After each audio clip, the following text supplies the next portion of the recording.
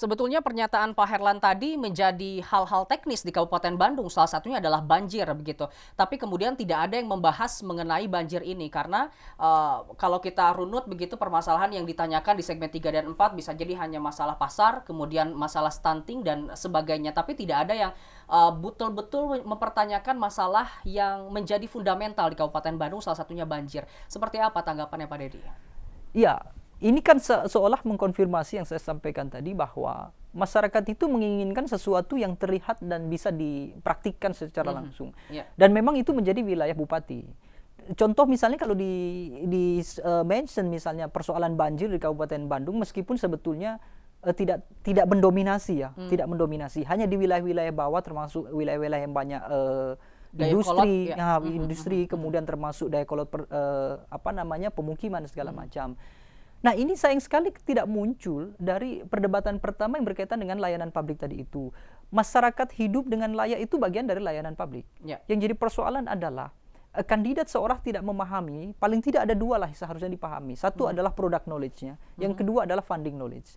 Product knowledge itu kebijakan yang dia punya pemahaman bahwa kebijakan ini bisa diterapkan dan memang diperlukan.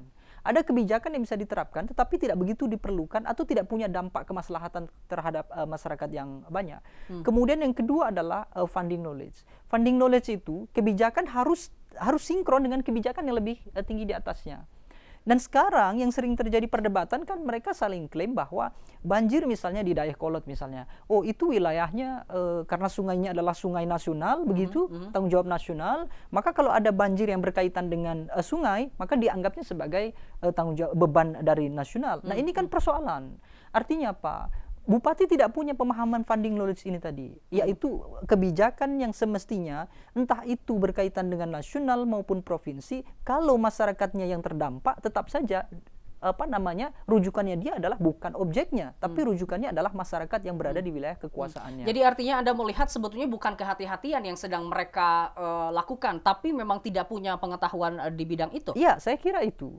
Kehati-hatian itu tidak masalah dalam konteks membuat kebijakan supaya mungkin tidak tumpang tindih dengan kebijakan lain atau mungkin tidak menjadi temuan berkaitan dengan finansial, politik anggaran dan lain-lain.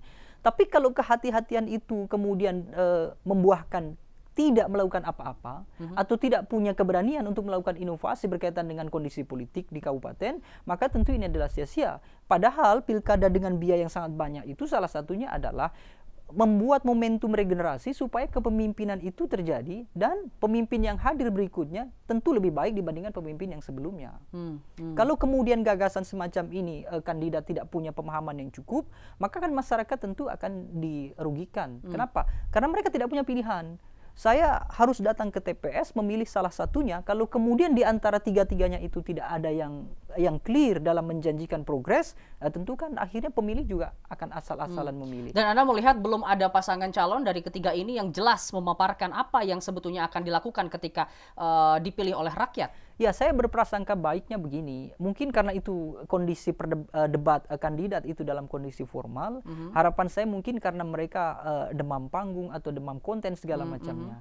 Tapi kalau melihat kontestan yang memang kita tahu bahwa mereka sudah berpuluh tahun berada di Bandung, berada di lingkaran birokrat, tetapi tetap tidak bisa menawarkan hal-hal yang substansial, maka tentu disayangkan.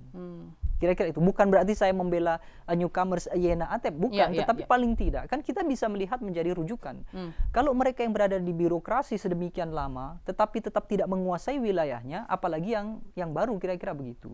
Jangan sampai kemudian pemilih menganggap bahwa regenerasi di Kabupaten Bandung ini hanya semacam formalitas untuk memilih bupati, tetapi tidak ada impact terhadap kemajuan di wilayah Bandung. Itu kan tentu disayangkan sekali. Oke.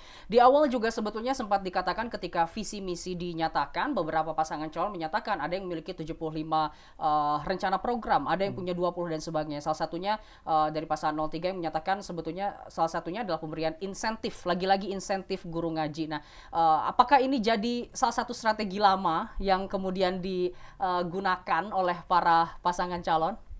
Ya, memang tren menurut saya tren politik bahkan sejak Pilpres 2014, kemudian 2019 dan juga direplikasi di Pilkada 2018 sampai sekarang, saya kira tren insentif ini ada di mana-mana. Tidak hanya di Kabupaten Bandung. Di beberapa kota itu juga melakukan hal yang sama. Entah itu pada guru ngaji, para penjaga masjid atau tokoh-tokoh agama yang lain begitu. Tetapi ini tidak akan berdampak banyak. Kenapa? Karena insentif itu belum tentu bisa tercapai kalau ternyata nanti aturan atau regulasi tentang anggaran, distribusi anggaran segala macamnya tidak tercapai. Artinya apa? Pemilih juga semestinya bisa melihat hal-hal yang sifatnya rasional. Jangan kemudian kita percaya, oh kalau misalnya terpilih insentif guru ngaji segala macam ditambah, belum tentu tercapai. Kenapa? Karena semua basisnya adalah regulasi.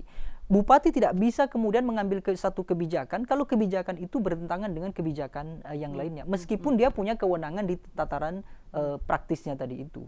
Balik lagi ke rencana program. Kalau tadi pasangan 03 mengatakan sebetulnya salah satunya adalah insentif terkait dengan guru ngaji. Betul. Apakah ada program-program yang menarik yang Anda lihat sebetulnya dari pasangan calon lain? Ya, secara umum saya kira sama saja, tiga-tiganya sama saja. Hanya saja mungkin yang menarik adalah semestinya program yang ditawarkan adalah sifatnya jangka panjang. Jangka panjang. Insentif itu kan kita beri uang misalnya kepada guru ngaji segala macam, maka selesai. Akan lebih baik kalau program itu dalam konteks yang bisa terus berjalan, meskipun bupatinya nanti di 5 tahun kemudian sudah berganti misalnya. Tapi itu saya rasa tidak muncul, bahkan di 3 kandidat menurut saya hal-hal semacam itu tidak terfikirkan. Karena memang debat yang paling terlihat mengemuka adalah orientasinya adalah untuk menarik perhatian pemilih, kemudian pemilih bisa melakukan pilihan karena ada program yang dianggap akan berdampak tadi itu. Padahal sebetulnya itu bukan program yang berdampak karena akan sekali selesai begitu. Jadi artinya pertanyaan perumus terkait dengan digitalisasi pelayanan ini masih belum dijawab sepenuhnya oleh ketiga pasangan calon. Saya kira itu masih terlalu jauh ya. Masih terlalu apalagi jauh. Untuk konteks Kabupaten Bandung. Saya tidak tidak menihilkan upaya pemerintah di Kabupaten Bandung, tapi berbicara tentang e-budgeting misalnya, terutama yang disampaikan dalam debat, saya kira tidak tersinggung sama sekali. Padahal mestinya itu satu-satunya jalan supaya transparansi anggaran itu bisa tercapai. Apalagi kan visi misi Gubernur Jawa Barat juga menyatakan bahwa Jawa Barat sebisa mungkin harus menjadi provinsi yang cerdas. Artinya cerdas di sana sudah tidak lagi berbicara hal-hal yang manual, tidak berbicara hal-hal yang sifatnya lambat, tetapi untuk dipraktikkan di seluruh wilayah Jawa Barat, khususnya adalah Kabupaten Bandung, saya rasa itu terlalu berlebihan. Artinya paling tidak mereka bisa menyusun hal-hal dasar, hal-hal yang fundamental, lebih baik membuat program yang sifatnya itu terbuka dan juga bisa mensejahterakan masyarakat dibandingkan membuat program-program yang sifatnya birokratis, tetapi itu hanya kepentingan administratif. Maka itu semestinya tidak menjadi prioritas begitu. 01 sebetulnya sempat mengatakan ketika digitalisasi ini dibahas begitu ya, mengenai iktp ini bisa menggunakan WhatsApp dan sebagainya, itu kan sifatnya teknis. Apakah Anda melihat ini tidak cukup begitu? Platform pemerintah kan tidak bisa begitu. Dari sisi ide gagasan personal mungkin oke. Tetapi apakah kemudian itu nanti bisa dikonversi menjadi aturan sehingga masyarakat Kabupaten Bandung bisa merasakan layanan publik sesuai dengan digitalisasi yang dimaksudkan oleh kandidat, itu baru bisa kita terima. Tapi sekali lagi, kita harus memahami bahwa secara geografis dan juga sosiologis masyarakat Bandung, apakah menjadikan prioritas hal yang semacam itu.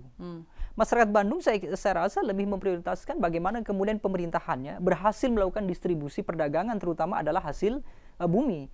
Itu akan jauh lebih baik dan lebih berdampak kepada masyarakat dibandingkan berbicara hal-hal yang sifatnya administratif. Hal-hal administratif itu tidak harus bupati. Artinya dari turunan-turunan sekdas yang mengkoordinir semua pejabat birokrat, itu semestinya justru malah dari sekda. Bupati semestinya lebih jauh dibandingkan itu. Artinya bupati itu akan selalu dekat dengan masyarakat dibandingkan dekat dengan birokrat di bawahnya, kira-kira begitu. Jadi artinya pada saat ini debat publik masih belum bisa dimanfaatkan dengan baik oleh para pasangan calon ya? Ya, sayangnya begitu. Baik. Dan kita tidak bisa menyalahkan pasangan calon, karena bisa saja memang dari penyelenggaranya yang membuat setting programnya sehingga tidak bisa tergali potensi-potensi dari kandidat. Oke. Baik, nampaknya waktu kita sudah habis, Pak Deddy. Terima kasih saya ucapkan sudah mau bergabung bersama kami, Pak Deddy Kurniasyah sebagai pengamat politik dan juga Direktur Indonesia Political Opinion sudah mau bergabung bersama kami.